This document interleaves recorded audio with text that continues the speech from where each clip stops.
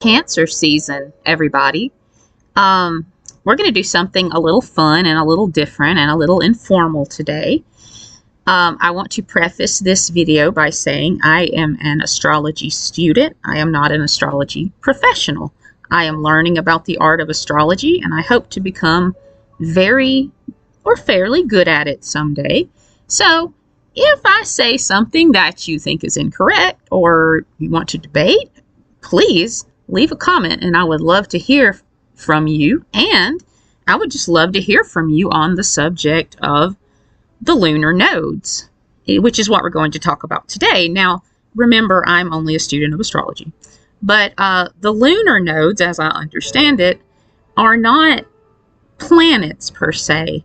They are mathematical positions on your natal chart in which the moon crossed the sun's path in eclipse. So many people, there's kind of two camps as far as the lunar nodes go, as far as their meaning. And it kind of hinges on whether you believe in past lives and future lives and reincarnation and what have you. Personally, I do not disbelieve it. It's a very beautiful thought. It cannot be disproven or proven. And I just think I think it's just a lovely idea that your spirit could be reborn into someone to accomplish things that you maybe missed out on in this life or lessons you needed to learn. And that's really cool. I really like that idea of like your spirit being recycled in the same way your body is and to matter. However, I have no proof of that. If I'm reincarnated, I'll write y'all and tell y'all if it's true. So that's a joke. But some people believe that the north node, your north lunar node, will predict your future reincarnation, and your south node will predict, will tells about your past lives. So again, if that's what you believe, that's awesome. More power to you. I'm very supportive. But other people believe that the north and south node represent, the south node is like where you were earlier on in your life, what you were doing, the people you were surrounding yourself with. And the north node represents where you will go in the future with your life. And that's personally how I read the lunar nodes, is the latter example. But that's not to say I do not disbelieve the past or future lives. I think that's a beautiful thing. So what I want to talk about today, and I'm not taking sides or trying to persuade anyone about the north or south nodes. I just want to have a little fun today with it. And my favorite television characters of my favorite spooky crime shows. So, of course, as an autistic person, one of my favorite hobbies now is doing the zodiac placements of my favorite FBI or cop characters on our favorite television shows. And of course, I had to figure out the north and south node. I could not sleep until I did. So I don't know if I'll get to cover all these characters because there's a bunch that I did. They're from the shows The X-Files, Twin Peaks, the Hannibal TV series, NBC's Hannibal, and The Fall, Gillian Anderson's show The Fall, and now with Law and Order Special Victims Unit. Now, Law and Order Special Victims Unit was a show. I'm going to go off on a little tangent. I have no idea why I wasn't into it when I was a kid. Because my dad was into crime and cop shows. I think he would have let me watch it. And it very harkens back to that time of the late 90s, early 2000s. Though I'd never watched it growing up. And I started watching it with my daughter this summer, and I'm hooked. And you all know who my favorite character is. It is Miss Olivia Benson. And we'll get to her in a bit. Maybe not in this video, but I want to do her north and south node. We'll get back to you, Benson. So we are going to start, and I also want to preface that some of this is going to get into semi-canonical and headcanon territory. Because in the show The X-Files and Twin Peaks, we know that past lives and future lives exist. Like, that is proven, like, in their universe. because I'm thinking of the X-Files episodes, The Field Where I Died in season 4 and Hellbound in season 9, which are consequently 2 of my favorite episodes. And I'm going to reference them. And maybe Twin Peaks. As far as Law and Order Special Victims Unit goes, I don't know if there was ever an episode, and I have not finished the series, so please correct me if I'm wrong, that's like proves past lives or reincarnation, but whatever, who knows what those guys are up to at SVU. They're all wonderful. Love that show. So, I'm getting off on another SVU tangent. So first, we are going to start with my favorite TV character of all time, my favorite character of all time, and that's Dana Scully, Dr. Dana Scully from the X-Files. If you don't know who Dr. Dana Scully is, why are you listening to this? Go and stream the X-Files. It's on Hulu. That's where I'm rewatching it. Or come to my house. I have the DVDs. So, Scully has a South Node in Capricorn and a North Node in Cancer. And, in The Field Where I Died, she is, in her past life, she is a man, I believe, and she is Mulder's lieutenant. And that is very representative of Capricorn, where it's like a very rigid but caring and compassionate individual. And, Caps, they can be a little rigid. And a lieutenant, a Civil War lieutenant, would embody that. And in that life, as we understand it from Melissa, the woman they encounter, Scully was a very caring lieutenant. Like, she really looked after her privates, and she had an affair with one, who was Mulder. But I think Mulder, Melissa, and Scully were all sleeping together, but another argument for another day. So that would make sense with the South Node in Capricorn.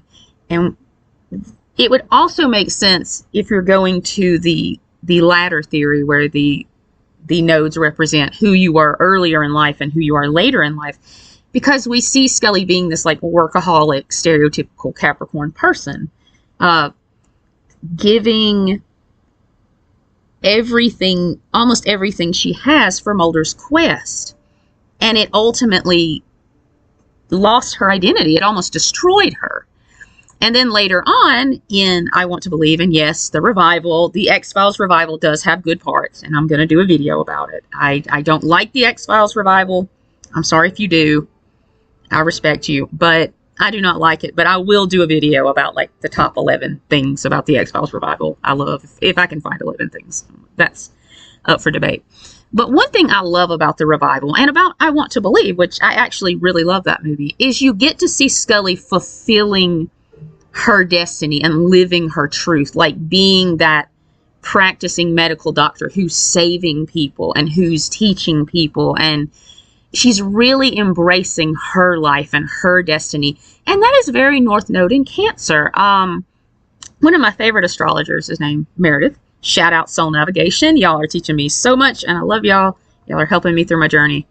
Love you, Meredith. But she said that Cancer, North Node in Cancer, like teaches us the joys of the simple family life.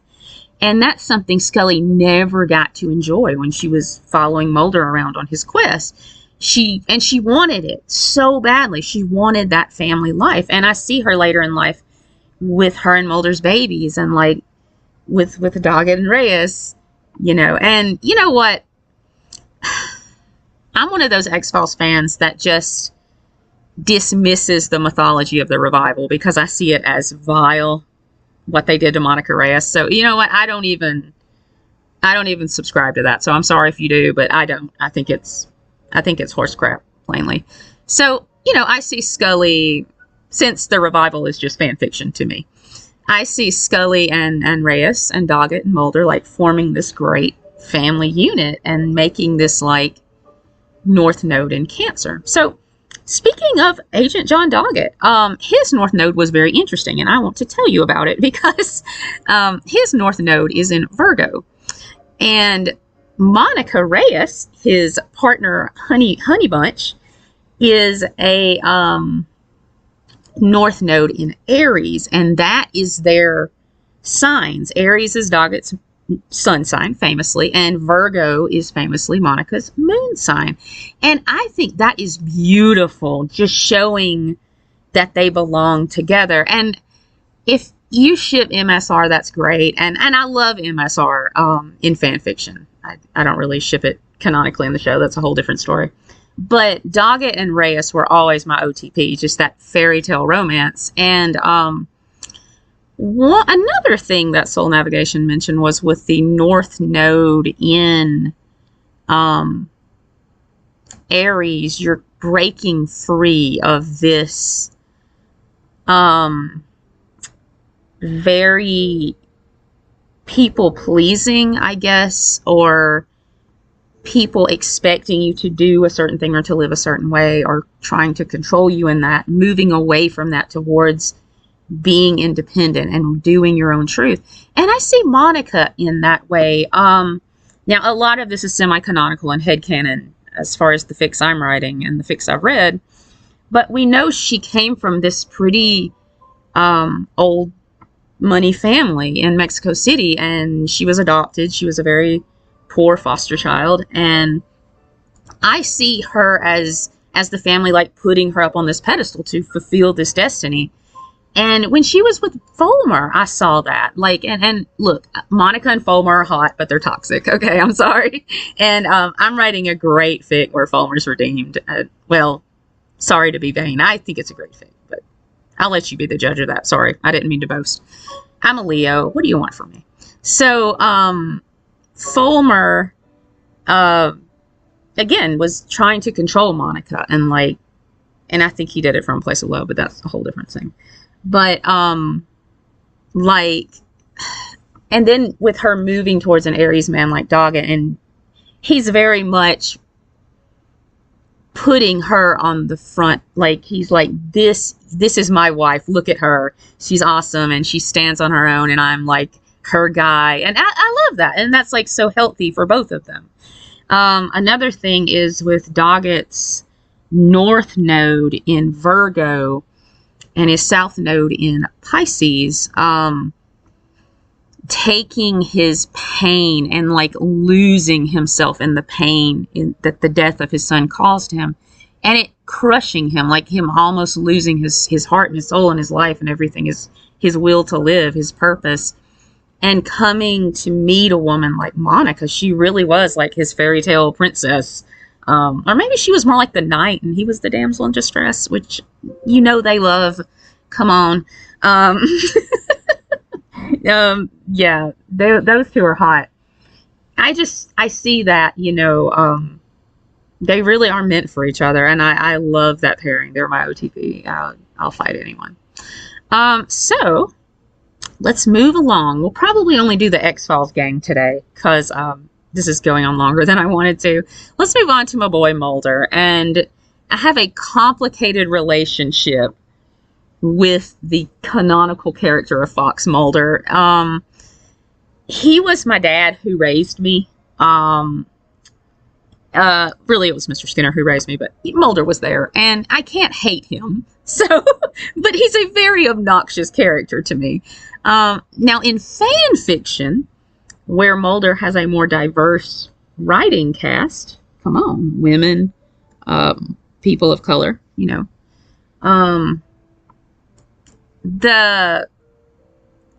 which the X-Files writer's room was in desperate need of. Mulder is a very likable character. I'm thinking of Malibu Sunset and all of their wonderful stories. And of course, all the other wonderful, wonderful fanfic writers out there. Too many to name. Sorry. I'm a fanfic writer, but whether I'm wonderful is debatable as a fanfic writer or a human being, but I'm trying. Anyway, to all you fanfic writers, we love you for starting the fandom. We love y'all so much. And starting the concept of fandom. X-Files fanfiction writers, man, they were the goats. They are the goats. They are the OGs. So, love y'all fanfiction writers. You are truly a blessing. Mulder in fanfiction slaps. He rocks, man. Malibu Sunset. There you go. But his North Node, and again, this is going to get semi-canonical or headcanon-y. His South Node is in Aquarius, which is this very loner energy. Another reason I cannot hate Fox Mulder is because many of his zodiac placements are mine also. So a lot of the annoyance I find in his attitude and personality, it's the annoyance I find in my own personality. So again, I can't hate the man, but I do not like his character on the TV show. Now, Mulder in fan fiction, where he is an evolved Libra Sagittarius, Libra Sun Sagittarius moon man, he's a lovely person and so hot. And that's just the icing on the cake. So, Mulder's North Node is in Leo, and I'm a Leo. Hey! And I'm an Aquarius rising, so I can relate to this, where it's, you come into the world and you're this loner and you're set apart. And that's one thing I could always relate to Mulder about. I was always the weirdo in the group. And as an Aquarius, what we do, an evolved Aquarius, is we draw people to us to create our tribe. And that is our lion's pride. And my mom actually made a joke about Mulder, and she said, why is he always posing like a dominant African male lion? And that joke goes so well here, because he really does. He's just like, admire me. And I see Mulder going towards that of a happier future, and understanding that his quest was not to find aliens or even his sister or government cover-ups. It was to find family, to find his pride, to find that group of people that needed his protection and love and guidance and his wayward behavior. And he found it, again, the revival can get screwed, but sorry, I am going to do that revival redemption video. It's coming, but I do not like the X-Files revival for what they did to Monica Reyes. We are listening to Debussy, Sirens, Nocturnes. We had an old dog, a little lab named Nocturne. She was a good dog, man. She lived to be like 19 years old. She was going blind, and it was really sad, but good dog. Shout out Nocturne. I hope you can hear me wherever you are. And she was named after these movements, pieces. I'm not a technical classical music person, so please comment below. Another thing I love about these Zodiac videos is I'm re-embracing my love of classical music, and it really makes me happy. So, yeah, and Mulder in fan fiction very much does that. He moves away from this quest, which is harming him and the people he loves and the people around him, and moves to be this beacon to these people he's drawn to him as a family. And not just with Scully, but with Reyes and with Doggett. His bond with Doggett is so sweet. I think one of the crimes of the show is we never got to see David Duchovny and Robert Patrick vibe on a oil rig more. Like, I could have watched a whole season based on this episode being in. It's so funny. I always wanted, like, to cut back to Monica and Dana at FBI headquarters, and they're just, like, watching the news with the oil rig, and they're like, damn it, I knew we shouldn't have sent them to that damn oil rig. So, I think we have time for one more. And I want to do my boy Brad Fulmer. Now, he's another character like Mulder I did not like on the show because he was toxic as hell. That's not to say that Cary Elwes, I hope I'm pronouncing that correctly. He's one of my favorite actors. It would suck if I mispronounced his name. And Annabeth Gish were so hot together. They were so hot. And then when Robert Patrick came into their little throuple, it was lava, like lava core. It was crazy hot. And Scully, we all know that was the season 9 season of polyamory, as I like to call it. But Cary was great, and he deserved a redemption. Again, missed opportunity revival. And I'm writing a whole fic about Brad and his past and his childhood and like his relationship with Monica, and they were like childhood college sweethearts, and it was really nice. And then it went bad fast. Scorpio and Pisces, man. I know. I love Scorpio and Pisces. I'm a Pisces. My man's a Scorpio Venus, so I get it. But it is a relationship, like all relationships, like all zodiac pairings. It can go toxic. Everything can. And Brad and Monica's went downhill. But in my fan fiction, he has a redemption arc, and he's telling Monica, I'm glad you met Doggett. I'm glad this is happening to you. I'm happy for you. And it's like the Disney logic where it's like, and then the spell is broken, blah, blah, blah, blah, blah. And Prince Naveen, you know, comes back and he's like, Tiana, I'm back. I'm not a frog, you know. Sorry, that was a terrible Prince Naveen. Sorry to all you Princess and the Frog fans out there. So, Brad has a South Node in Sagittarius, and I see that as him very much being this person that wanted to climb to the top and not being afraid who he stepped on to get there because he thought he knew best and he could make things better. And these were just like little eggs he had to crack to make the omelet. And that's how his like moral downfall started. And then that was a slippery slope, and he started trying to control Monica, who he loved more than life. And he lost it all because, you know, he was just so controlling. Like he thought he knew everything, which is unevolved Aquarius. Unevolved Sagittarius and Aquarius. Okay, I'm an Aquarius. I can say it. Okay. And I'm married to a Sagittarius. We're just two big know-it-alls, and then we have our little double fire sign with us. So, Brad has a North Node in Gemini. And I see him as like opening his mind to possibilities and opening his heart and being more open-hearted and kind-hearted.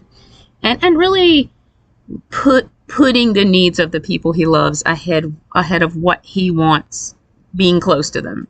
And I like that for Brad. He deserved that redemption. And if you like that redemption arc that I'm writing into my fanfic, check out my fanfic. It is called Age of Aquarius on AO3. And search under X-Files. It is an X-Files Hannibal crossover fic, and I'm very proud of it. And it is all about the zodiac placements of the X-Files characters. So, that is all we have time for today.